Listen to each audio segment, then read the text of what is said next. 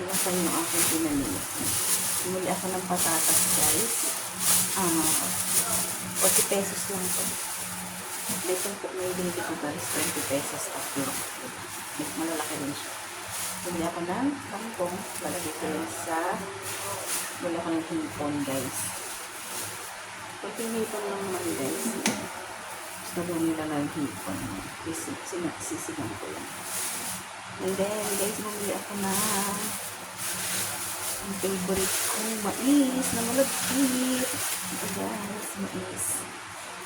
Alagyan natin yan mamaya. Para meron tayong kain-kain.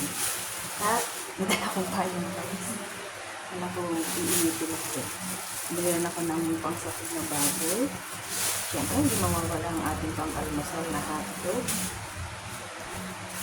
And then, bumili ako ng baboy, pampabatang ulam.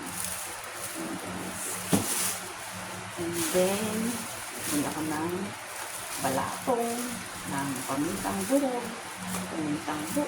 kasi kailangan natin sa pagluluto, guys.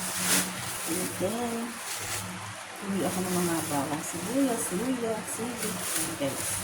At syempre, hindi rin mawawala ang ating itlog. Yan na, guys, ang ating pinamili. Yan po, ayusin muna natin yan. Hindi na rin nakabili ng fish, guys. Chicken muna tayo. And guys, thank you for watching. Please follow, like, and share. Bye!